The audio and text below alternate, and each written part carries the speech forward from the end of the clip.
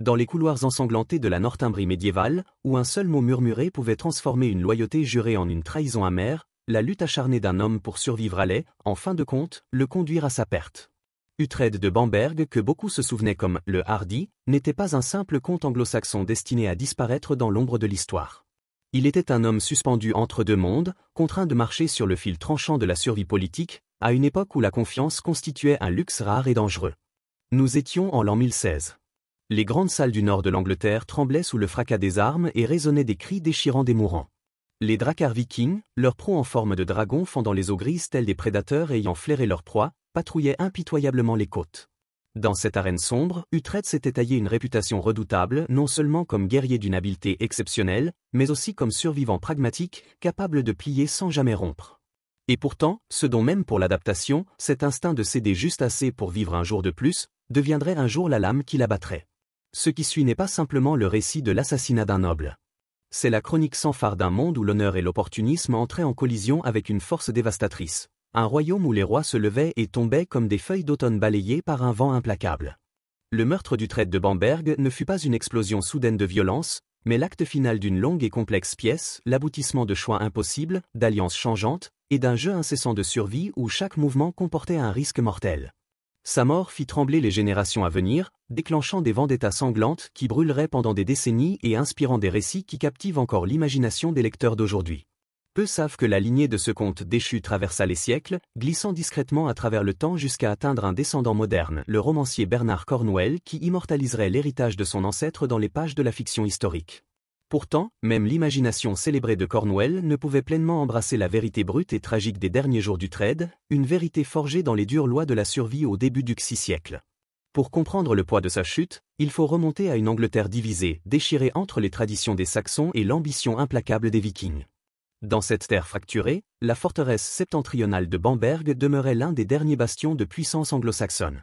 Sous les hautes murailles de pierre qui avaient vu passer des siècles de sièges et de tempêtes, Uhtred hérita non seulement des terres et d'un titre, mais aussi du fardeau écrasant de la survie de son peuple.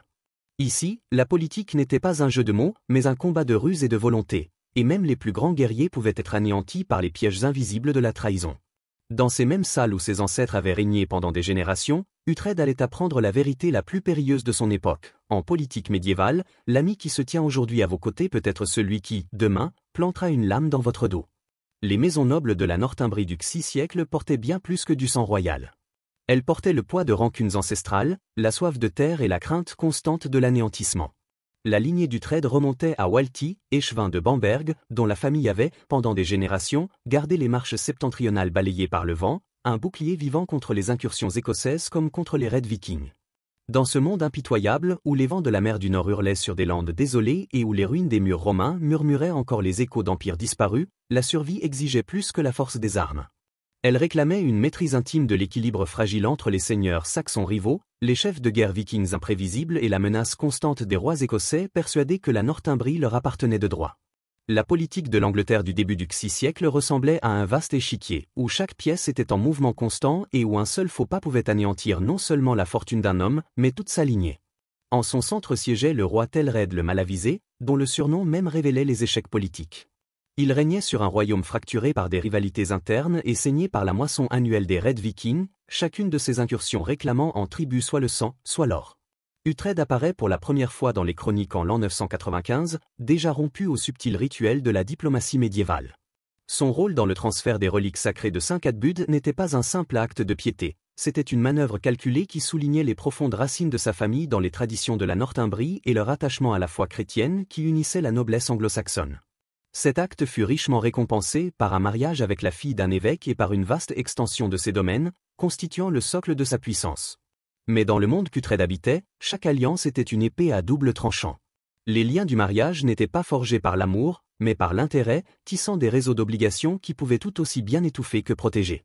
En prenant pour épouse la fille de l'évêque, Uhtred entra dans une toile de loyauté qui influencerait chacune de ses décisions, une toile qui, avec le temps, se resserrait jusqu'à devenir un piège.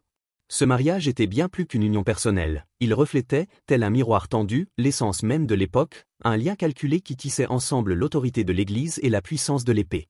En prenant pour épouse la fille de l'évêque, Uhtred n'accueillait pas simplement une mariée sous son toit. Il entrait volontairement dans une toile d'obligation et d'allégeance, invisible mais indestructible, qui s'étendait à travers le monde médiéval tel un réseau de chaînes forgées par le devoir et l'ambition.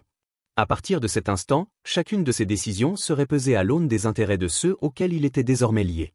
Au tournant du millénaire, le jeune comte était devenu une figure de conséquence indéniable dans la hiérarchie complexe du nord de l'Angleterre. Ses domaines s'étendaient sur des territoires d'importance vitale, contrôlant les routes commerciales et militaires entre l'Angleterre et l'Écosse, et ancrant son pouvoir dans la puissante forteresse de Bamberg. Ces hautes murailles de pierre, marquées par des siècles de siège, se dressaient à la fois comme un bouclier et un symbole de sa domination. Mais le pouvoir dans le nord avait un prix. Uhtred vivait sous l'ombre constante de la violence. Une récolte manquée pouvait signifier la famine. Un hiver rigoureux pouvait amener des armées étrangères jusque devant ses portes. Et chaque alliance, aussi soigneusement façonnée fût-elle, portait en elle les germes de la trahison, une trahison susceptible de lui enlever non seulement la vie, mais aussi tout l'héritage bâti par ses ancêtres. Puis vint l'année qui allait le mettre à l'épreuve comme jamais auparavant. Au début des années 1000, le roi d'Écosse, Malcolm II, déferla vers le sud à la tête d'une armée, ses ambitions tournées vers la destruction des défenses de la Northumbrie et la conquête de ses richesses. La panique gagna la noblesse anglaise. De nombreux seigneurs abandonnèrent leurs terres, fuyant vers la sécurité relative des forces du roi Thelred, plus au sud. Mais Uhtred refusa de fuir. Se retirer, c'était inviter la ruine sur les terres de ses ancêtres. Au lieu de cela, il choisit la défiance. Avec une détermination inébranlable, il rallia la population locale, appelant fermiers, artisans et guerriers aguerris à défendre leur patrie. Sa connaissance intime du pays, ses crêtes rocheuses, ses forêts épaisses, ses passages cachés devint son arme la plus redoutable. Ce n'était pas un héroïsme aveugle, mais un pari calculé, une mise qui pouvait soit graver son nom dans l'histoire, soit l'en effacer à jamais. La campagne qui suivit devint légende. Les forces d'Uhtred frappaient avec la rapidité des faucons, disparaissant dans le paysage pour réapparaître là où l'ennemi s'y attendait le moins. À la frustration de Malcolm, le comte insaisissable semblait surgir des pierres et des arbres eux-mêmes. Pendant des semaines, les Écossais furent attirés toujours plus profondément en territoire hostile, leur discipline s'effritant à chaque marche infructueuse.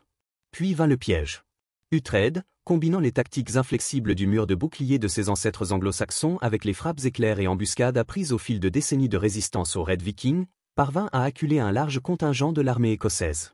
Dans le chaos qui suivit, ses guerriers les taillèrent en pièces avec une précision dévastatrice. Le carnage fut si total que Malcolm lui-même échappa de justesse de l'autre côté de la frontière, abandonnant non seulement ses prétentions territoriales mais aussi les restes brisés de sa fierté.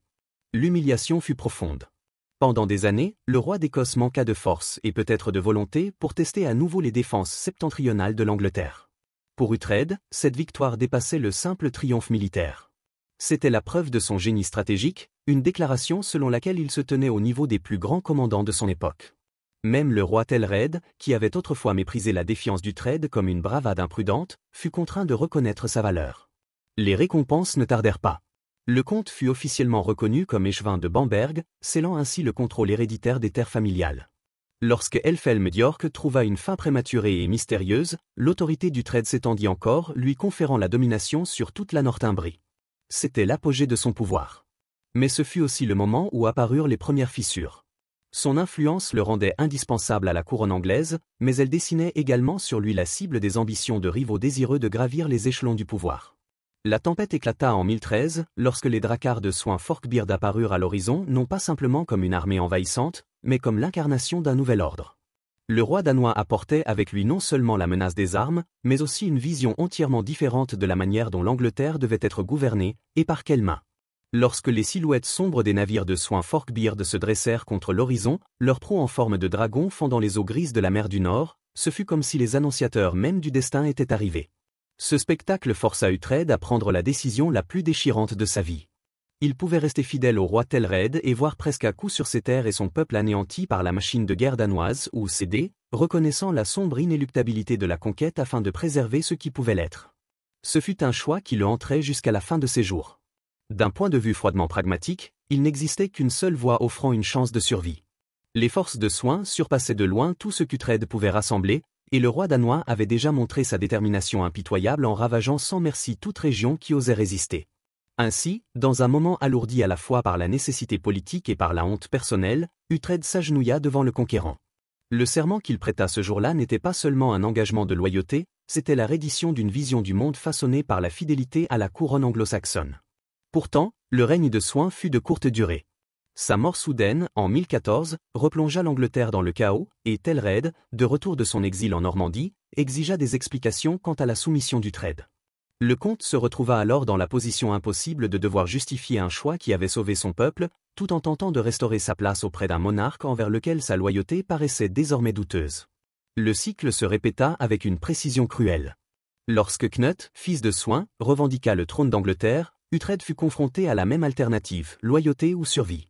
Et une fois encore, il choisit la voie qui protégerait son peuple, même si cela entachait davantage encore sa réputation politique. Pour ses ennemis, chaque serment prêté à un nouveau souverain constituait une preuve d'opportunisme. Pour Uhtred, il s'agissait d'actes dictés par une nécessité implacable. Car il comprenait, peut-être mieux que quiconque à son époque, l'arithmétique impitoyable de la guerre. Il avait vu des provinces entières vidées de leurs habitants par les massacres vikings et les raids écossais.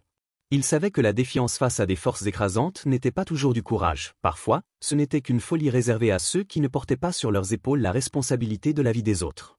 Entre ces marées changeantes de conquête survint un autre tournant, le mariage d'Uhtred avec une fille du roi Ethelred. Politiquement, c'était un coup de maître, le liant à la lignée royale et élevant son statut à des sommets encore jamais atteints. La cérémonie, organisée avec toute la grandeur digne de l'union du sang royal et de la noblesse, fut à la fois l'accomplissement suprême et une chaîne qui se resserrait. En devenant le gendre du roi, Uhtred accéda au cœur même de la vie politique anglaise, mais il attira également sur lui la haine de ceux qui voyaient l'ancien ordre anglo-saxon comme un obstacle à leurs ambitions. Dans ce rôle précaire, Uhtred forgea l'une des alliances les plus marquantes de sa vie avec le prince Edmund Ironside, fils d'Ethelred et l'un des guerriers les plus redoutables de son temps.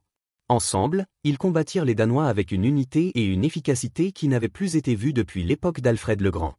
L'esprit stratégique aiguisé d'Uhtred et sa maîtrise du terrain septentrional complétaient à merveille le courage inébranlable d'Edmund et sa capacité à rallier des hommes sous sa bannière. Bataille après bataille, ils infligèrent aux Danois des défaites qui semblaient presque miraculeuses, leurs noms devenant des symboles d'espoir pour les communautés anglo-saxonnes ayant enduré des années sous l'ombre de la domination viking. La vue de leurs bannières flottant côte à côte était la promesse qu'une résistance demeurait possible. Pourtant, ce lien, aussi puissant fut-il, ne pouvait protéger Uhtred des vents changeants du destin. À chaque victoire, sa valeur de commandant augmentait, mais avec elle croissaient aussi les enjeux de ses décisions. À mesure que l'emprise de Cnut se resserrait sur le sud de l'Angleterre, la position d'Uhtred dans le nord devenait plus précaire. La haine intransigeante qu'Edmund vouait à la domination danoise signifiait que toute tentative de réconciliation avec Cnut ne se contenterait pas de fragiliser leur alliance, elle menacerait de déchirer le tissu même d'une amitié bâtie sur la confiance et la loyauté. Les liens de fidélité qui avaient autrefois servi Uhtred sur le champ de bataille menaçaient désormais de devenir des entraves, lui refusant la liberté tactique qui avait longtemps été sa plus grande force. Ce qui commença comme une mission diplomatique de routine allait, en vérité, marquer le début de son dernier chapitre, une tentative de négocier avec le roi Cnut dans l'espoir d'obtenir une certaine autonomie pour la Northumbrie tout en acceptant la dure réalité de la domination danoise. C'était un exercice d'équilibre délicat, du genre qu'Uhtred avait souvent su maîtriser au cours de sa carrière. Mais cette fois, les calculs complexes qui avaient si souvent préservé sa vie et son pouvoir allaient le conduire directement au désastre. La défaite écrasante d'Edmund Ironside à la bataille d'Assendin avait presque éteint toute résistance anglo-saxonne. Même les esprits les plus optimistes savaient que continuer la lutte ne mènerait qu'à un bain de sang inutile. Pour Uhtred, cette rencontre avec Cnut semblait être l'occasion de montrer son acceptation du nouvel ordre, et peut-être de gagner des conditions favorables pour ses terres et son peuple. Sa capacité à survivre à de telles transitions, sa réputation de guerrier et de gardien de la frontière septentrionale lui avait souvent valu le respect. Mais Uhtred avait mal jugé l'homme qui se trouvait devant lui. Pour Cnut, son passé d'alliance changeante n'était pas la preuve d'une sagesse politique, mais celle d'un opportunisme déloyal. Aux yeux du roi danois, un tel homme était bien plus dangereux vivant que mort. Le piège fut tendu avec une simplicité presque artistique. Cnut accepta la rencontre, enveloppant ses paroles de raison et polissant ses promesses de sauf-conduit d'une sincérité convaincante. Le lieu choisi paraissait neutre, mais il était en réalité parfaitement adapté à une embuscade que l'on pourrait aisément attribuer à des pillards. Pour exécuter l'acte, Cnut désigna Thurbran le Hold, un nom promis à devenir, dans le nord, le synonyme même de la trahison. Les rancunes personnelles que Thurbran nourrissait contre la famille d'Uhtred faisaient de lui l'assassin idéal pour un meurtre qui devait paraître motivé par la vengeance privée plutôt que par une manœuvre politique. La trahison frappa avec une rapidité et une cruauté implacables. Uhtred, voyageant avec une escorte modeste afin de ne pas paraître menaçant, se retrouva soudain encerclé. Il n'y eut ni temps pour fuir, ni possibilité de rallier ses hommes. Le comte, qui avait survécu à d'innombrables campagnes, déjoué des rois et bâti l'une des positions politiques les plus puissantes d'Angleterre, tomba non pas dans une glorieuse mêlée d'armes, mais sous un coup calculé qui transforma sa plus grande force, son adaptabilité, en la faiblesse qui mit fin à ses jours. Les récits divergent quant aux détails exacts, mais tous s'accordent sur la profonde tragédie. La chronique des archevêques d'York rapporte qu'Uhtred fut abattu non pas sur un champ de bataille, mais en pleine négociation, l'art même qui avait été sa marque distinctive. L'ironie était cruelle. Un homme qui avait survécu à d'innombrables périls en négociant sa sécurité mourait en tentant précisément d'agir ainsi. Certains affirment que ces derniers mots ne furent pas un cri de défi, mais une question stupéfaite, l'ultime et incrédule reconnaissance de la trahison. Il était venu sceller un accord, pour découvrir que le pragmatisme qui l'avait protégé durant des décennies l'avait, cette fois, condamné. Sa mort fit l'effet d'un choc dans tout le Nord. Ce n'était pas seulement la chute d'un seigneur puissant, c'était un signal. Il ne s'agissait pas d'un banal raid viking pour le butin, mais d'une purge calculée de toute opposition potentielle, déguisée en vengeance personnelle ou en accident. En rendant publique la participation de Thurbrand, Knut veilla à ce que le véritable message soit entendu. Les anciens usages anglo-saxons de compromis et d'alliances mouvantes étaient révolus. Sous la domination danoise, la loyauté serait absolue ou bien elle ne vaudrait rien.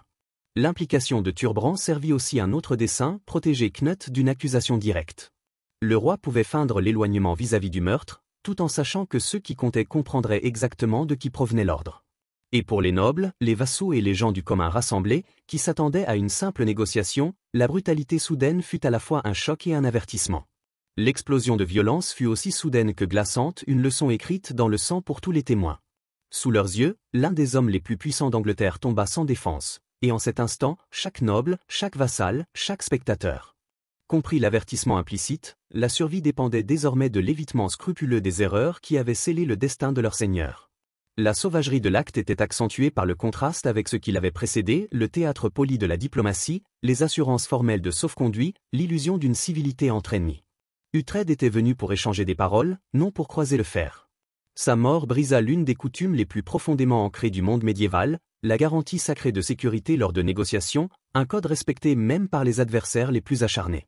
Les suites de l'événement confirmèrent qu'il ne s'agissait pas d'un crime de passion, mais d'un assassinat calculé.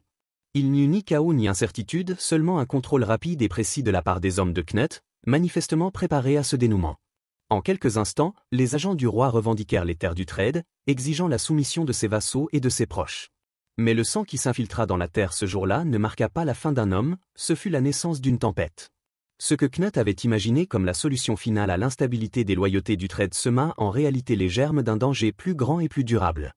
Parmi ceux qui échappèrent au piège se trouvait le fils d'Uhtred, Aldrid, que Knut avait voulu voir périr aux côtés de son père, mais que le destin épargna. Pour le jeune héritier, la survie n'était pas une bénédiction, mais un fardeau, car l'honneur médiéval imposait qu'une dette de sang soit payée par un sang versé en retour. L'échec de Knut à éteindre la lignée familiale allait s'avérer sa plus grande erreur. Ce qui commença comme la quête personnelle d'Aldrid pour venger son père devint bientôt quelque chose de bien plus vaste, une vendetta qui embrasa toute la Northumbrie. En quelques mois, il traquait non seulement Thurbrand le Hold, mais chaque membre de sa maison, sa parenté et ses alliés, traçant un chemin de vengeance à travers les terres du Nord. La région se transforma en champ de bataille de rancunes croisées, où d'anciennes loyautés et de nouvelles haines s'entrechoquaient dans une spirale de violence toujours plus serrée. Lorsqu'Aldrid parvint enfin à coincer et à tuer Thurbrand en 1017, l'histoire aurait pu s'arrêter là si la justice médiévale avait connu le mot « assez ». Mais le fils de Thurbrand, Karl, hérita de la dette de sang aussi naturellement que de son nom, et l'épée fut de nouveau levée. La querelle s'étendit dans les années 1020 et 1030, entraînant dans son orbite des maisons nobles entières. Des villages se déclarèrent pour un camp ou pour l'autre, les alliances changeaient au rythme des assassinats, et la terre elle-même semblait se scinder selon les lignes de la loyauté et de la haine. Le meurtre d'Aldrid par Karl, en 1038, ne referma pas le livre, il en tourna simplement la page. À cette époque, la vendetta était devenue une entité dépassant les individus, une véritable institution de violence tissée dans le tissu même de la société du Nord. Peu de vivants pouvaient encore se souvenir de l'étincelle initiale, moins encore étaient capables d'en expliquer la cause en termes politiques. C'était devenu une question d'honneur et l'honneur exigeait du sang. Le prix fut ruineux. Des générations entières, qui n'avaient jamais vu ni Uhtred ni Thurbrand, saignèrent pour une querelle dont elles n'avaient hérité que le fardeau. Les champs restaient en friche, les hommes prenant les armes pour protéger leur foyer. Les routes commerciales, artères vitales depuis des siècles, se transformèrent en sentiers mortels, saturés d'embuscades. Des villages entiers furent abandonnés au vent. Dans les années 1040, la vendetta prit l'aspect d'une maladie, éclatant soudainement en violence brutale, puis se retirant dans un silence tendu et vigilant, comme si la terre elle-même retenait son souffle. La noblesse du Nord se divisa en deux camps armés, chacun guettant l'occasion de frapper tout en protégeant les siens de la prochaine représaille. Les conséquences du meurtre d'Uhtred dépassèrent largement la politique immédiate. Pendant près de 50 ans, elles façonnèrent les alliances, dictèrent les mariages et redessinèrent la carte des territoires septentrionaux. Ce qui avait commencé par un seul acte de trahison était devenu une force vivante, une haine héréditaire. La tentative calculée de Knut pour résoudre le « problème » des loyautés divisées avait, en réalité, semé les germes d'une instabilité durable qui survivrait à son règne, dépasserait sa dynastie et se répercuterait sur la politique du nord de l'Angleterre jusqu'à l'époque normande. Sa confiance dans la violence ciblée pour éliminer l'opposition révélait son vice fatal. Dans une terre où les dettes de sang et l'honneur familial pesaient plus lourd que l'autorité royale, de tels assassinats refermaient rarement un chapitre. Plus souvent, ils en écrivaient les premières lignes d'une saga qui brûlerait durant des générations. Pourtant, dans un retournement du destin qu'aucun roi n'aurait pu prévoir, la tragédie de la fin d'Uhtred ne demeura pas confinée aux chroniques poussiéreuses. Près d'un millénaire après son assassinat, le sang du comte assassiné coulait encore dans les veines de familles anglaises ordinaires, et dans une en particulier. Bernard Cornwell, écrivain contemporain au talent exceptionnel, découvrit un jour qu'il était un descendant direct de l'homme dont la mort avait jadis secoué le Nord. Cette révélation devint l'étincelle d'une des séries de fiction historique les plus célèbres jamais écrites, The Saxon Stories. Puisant directement dans les archives historiques et enrichi par des traditions orales préservées au sein de sa famille, Cornwell façonna un Uhtred fictif portant l'essence de son ancêtre, le pragmatisme politique, le génie militaire et l'incapacité tenace à appartenir pleinement au monde anglo-saxon comme au monde danois. Dans les pages de ses romans, le seigneur médiéval renaquit, ses luttes et ses victoires éclairées pour un public moderne. L'adaptation de ses œuvres dans la série télévisée acclamée The Last Kingdom porta son histoire à des millions de spectateurs, transformant un chapitre presque oublié de l'histoire en légende vivante.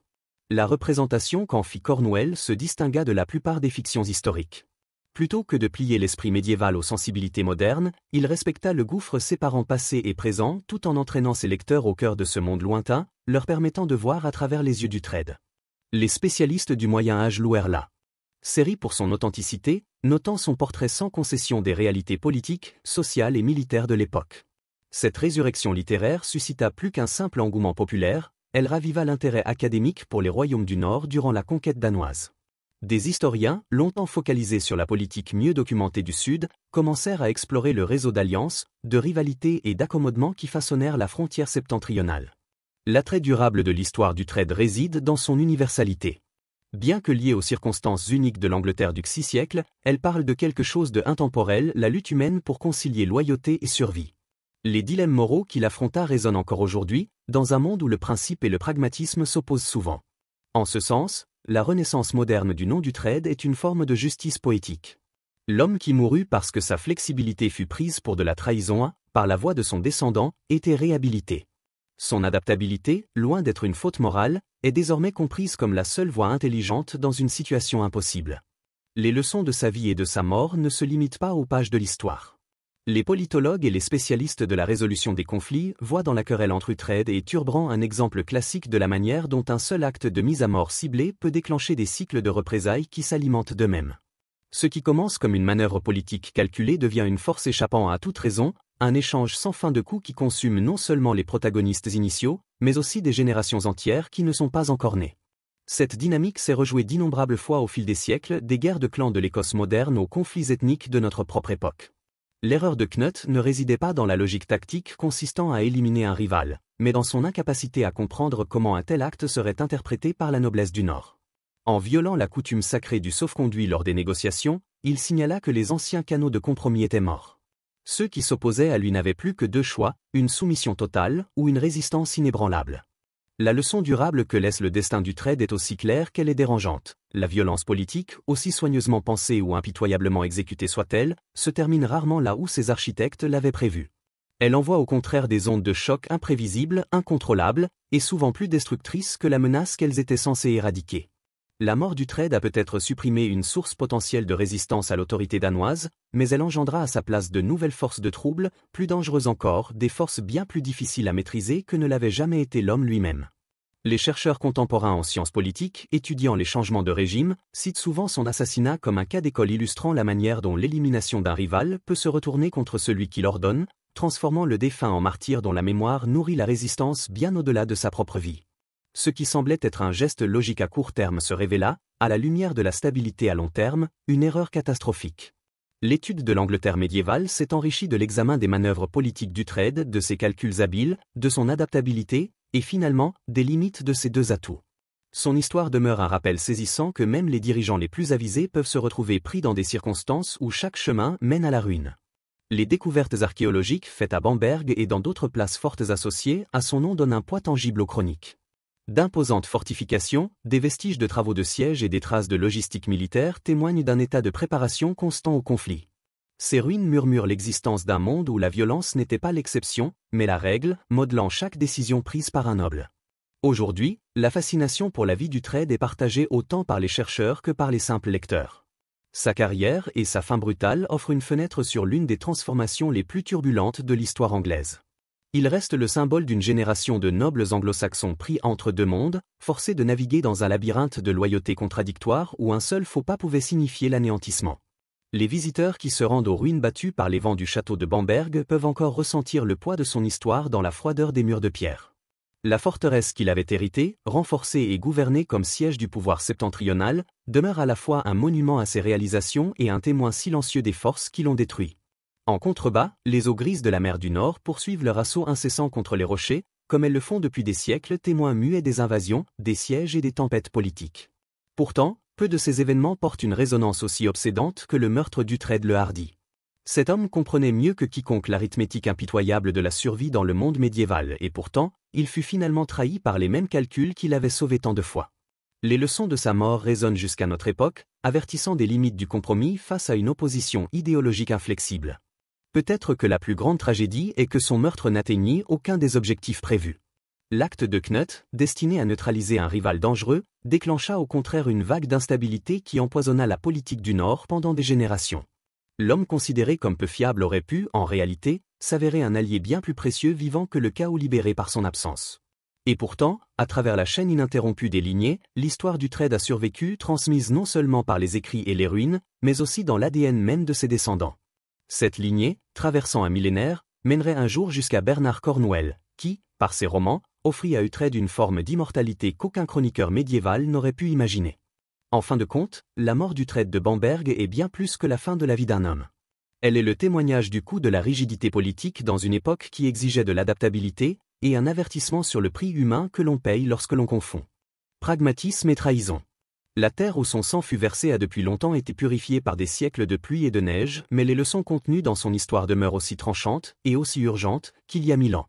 À notre propre époque de division politique et d'idéologie qui se durcissent, le destin de cet homme qui périt parce qu'il refusa de s'attacher entièrement à un seul comporte un avertissement sévère.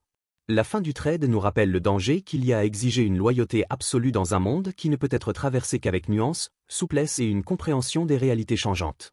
Pour ceux qui cherchent à démêler les forces qui alimentent la violence politique et ses longues répercussions, son histoire est une étude à la fois de l'ambition humaine et de la fragilité humaine. Elle montre comment des choix qui semblent parfaitement raisonnables sur le moment peuvent déclencher une chaîne d'événements qui croient bien au-delà du contrôle de ceux qui les ont initiés, dévorant non seulement les dirigeants qui en sont le centre, mais aussi des générations entières à venir. L'héritage d'Uhtred est limpide. En politique, comme sur le champ de bataille, les adversaires les plus dangereux ne sont pas toujours ceux qui possèdent la plus grande force, mais ceux qui exigent que tous partagent leur volonté inflexible de mourir pour des principes qui ne laissent aucune place à la négociation. Sa vie et sa mort demeurent à la fois un avertissement et une leçon, résonnant à travers les siècles pour nous rappeler que la survie appartient souvent à ceux qui savent plier sans se briser, et que les plus grandes tragédies peuvent survenir lorsque cette sagesse est prise à tort pour de la trahison.